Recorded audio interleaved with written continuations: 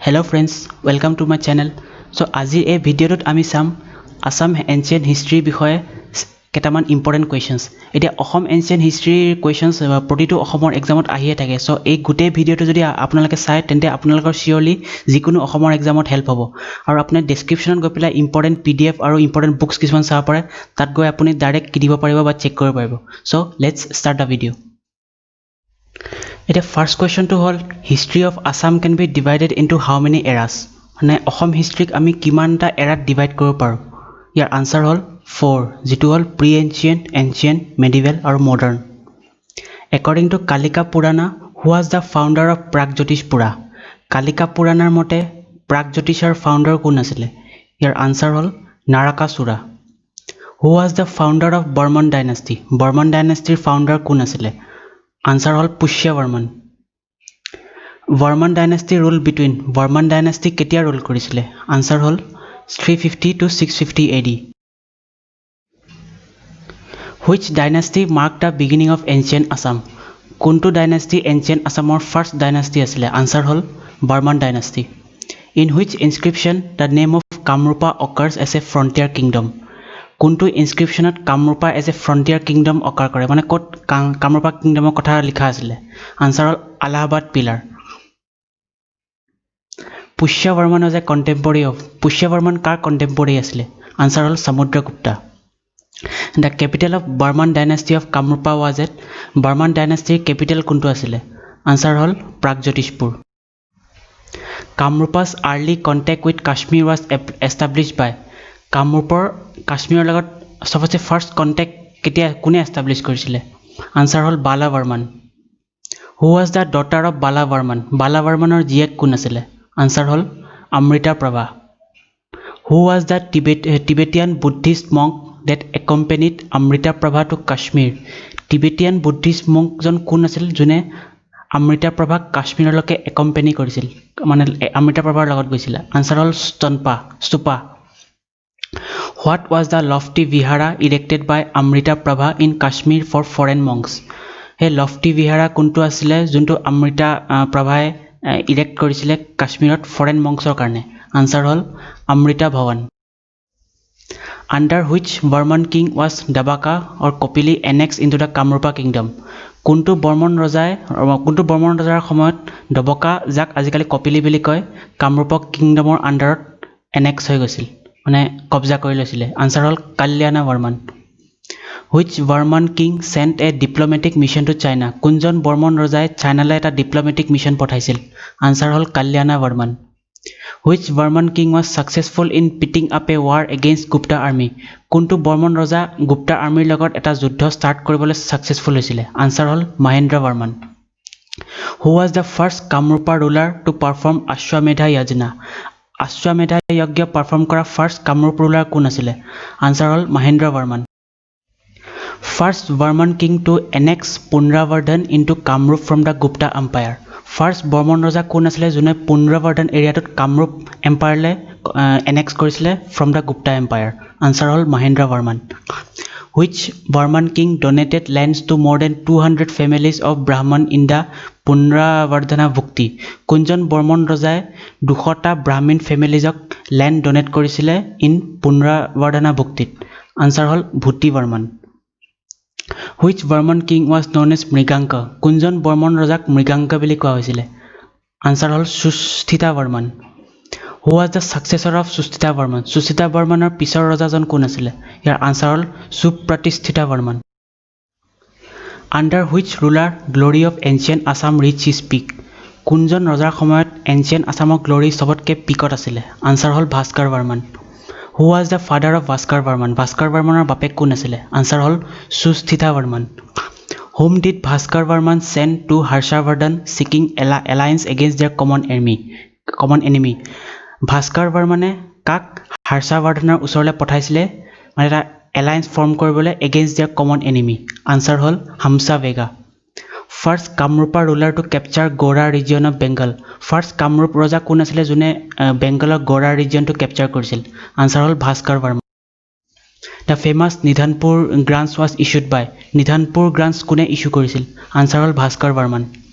when Tsang visited Kamarupa in Hiuen চাঙে কামৰূপা কেতিয়া visit কৰিছিল আনচাৰ হ'ল 642 to 43 AD who was the ruler when Hiuen Tsang visited Kamarupa Hiuen Tsang যেতিয়া Kamrup visit কৰিছিলে তেতিয়া ৰজা কোন আছিলে আনচাৰ হ'ল Bhaskar Barman which book provides information on ancient Kamarupa কোনখন কিতাপে এনচিয়েণ্ট কামৰূপাৰ বিষয়ে ইনফৰমেশ্যন প্ৰভাইড কৰে আনচাৰ হ'ল CUK the book CUK was written by CUK কিতাপখন কোনে লিখিছিলে আনচাৰ হ'ল Hiuen Tsang Bhaskar Barman was a contemporary of Bhaskar Barman কাৰ কণ্টেম্পৰেৰী আছিলে আনচাৰ হ'ল Harshavardhana which Barman king was honoured by Harshavardhana at a conference in Kannauj কোনজন বৰ্মন ৰজাক হৰ্ষবৰ্ধনে সন্মান দিছিলে কানৌজৰ এটা কনফাৰেন্সত আনচাৰ হ'ল Bhaskar Varman who was the last ruler of Varman ডাইনেষ্টিৰ লাষ্ট ৰুলাৰ কোন আছিলে আনচাৰ হ'ল Bhaskar Varman who was the successor of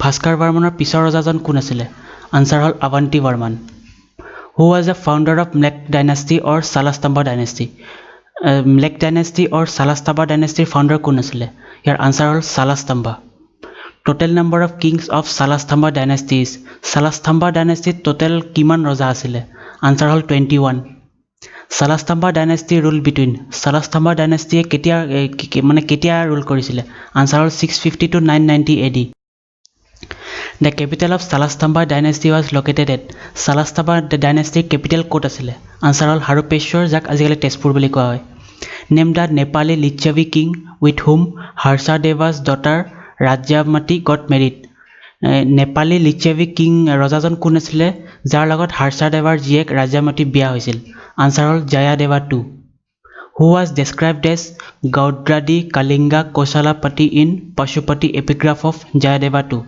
কাক ডেছক্ৰাইব কৰিছিল এজ গৌড্ৰাদী কালিংগা কৌশলাপতি জয়দেৱা IIৰ পশুপতি এপিগ্ৰাফত আনচাৰ হ'ল Shri Harshadeva under whose reign Kamarupa region reach the highest peak of military glory কাৰ সময়ত কামৰূপা ৰিজিয়নৰ মিলিটাৰী গ্লৰি চবতকৈ হাইষ্ট টপত আছিলে হাইষ্ট পিকত আছিলে আনচাৰ হ'ল Shri Harshadeva which Salastambha king extended his kingdom up to Gauda Orissa Kalinga and Kosala কোনজন শালস্তম্ভ ৰজাই নিজৰ কিংডমটো গৌড়া উৰিষ্যা কালিংগা আৰু কুশললৈ এক্সটেণ্ড কৰিছিল আনচাৰ হ'ল শ্ৰী হৰ্ষদেৱা ৱাজ অভাৰথ্ৰন বাই হৰ্ষদেৱাক কোনে হেৰুৱাইছিল আনচাৰ হ'ল Yashovarman of Kannauj which Salastambha king was mention in the Tezpur rock epigraph Tezpur rock এপিগ্ৰাফত কোনজন শালস্তম্ভ ৰজাৰ বিষয়ে মেনশ্যন কৰা হৈছিল আনচাৰ হ'ল Harjara Varman which Salastambha king was mention in the Tezpur grant and Parbatiya plate Tezpur grant আৰু পাৰ্বতীয়া প্লেটত কোনজন শালস্তম্ভ ৰজাৰ বিষয়ে মেনশ্যন কৰা হৈছিল আনচাৰ হ'ল Vanamala Varman last ruler of Salastambha ডাইনেষ্টিৰ লাষ্ট ৰুলাৰ কোনজন আছিলে আনচাৰ হ'ল Tyaga Simha during which dynasty the famous Vedanta reformist Shankaracharya visited Kamarupa কোনটো ডাইনেষ্টিৰ সময়ত ফেমাছ বেদান্ত ৰিফৰ্মিষ্ট শংকৰাচাৰ্যই কামৰূপলৈ আহিছিল আনচাৰ হ'ল Salastambha dynasty who was the founder of Pala dynasty of Assam অসমৰ পালা ডাইনেষ্টিটো কোনে এষ্টাব্লিছ কৰিছিল আনচাৰ হ'ল Brahmapala Pala dynasty rule between Pala dynasty কেতিয়ালৈকে ৰুল কৰিছিলে আনচাৰ হ'ল 990 to 1138 AD who rename the city of Haddapaka as Durjaya or the impregnable one কোনে হাড্ডাপ্যাকা চিটিখন দুৰ্জায়া অৰ দ্য ইম্প্ৰেগনেবল ওৱানলৈ ৰিনেম কৰিছিল আনচাৰ হ'ল Ratnapala which Gauda king was defeated by Ratnapala কোনজন গৌড়া ৰজাক ৰত্নাপালাই হৰুৱাইছিল আনচাৰ হ'ল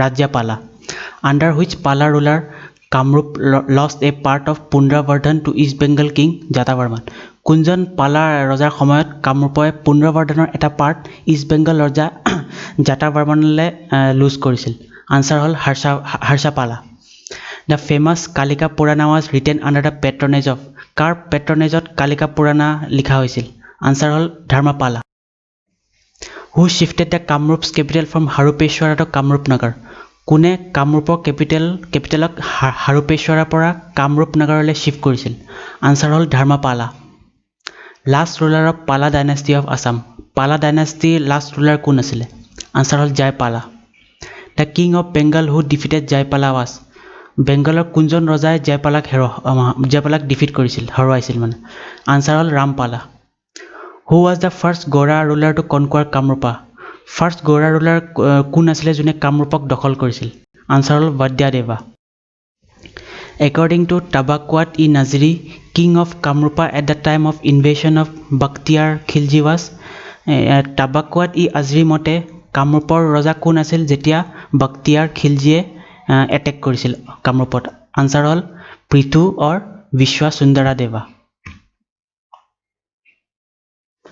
আপোনালোকে যদি ভিডিওটো চাই ভাল পাইছে তেন্তে আপুনি লাইক কৰক শেয়াৰ কৰক আৰু সাবস্ক্ৰাইব কৰক যাতে মই আৰু নতুন নতুন ভিডিও বনাব পাৰো এতিয়া আপোনালোকৰ যদি কিবা কোৱেৰি আছে বা আপুনি ভাবে মই যে কিবা বেলেগ এটা টপিকৰ ওপৰত ভিডিও বনাব লাগে আপুনি কমেন্ট কৰক আমি শিওৰলি আপোনাৰ ৰিকুৱেষ্টটো পুৰা কৰিবলৈ ট্ৰাই কৰিম সো থ্যাংক ইউ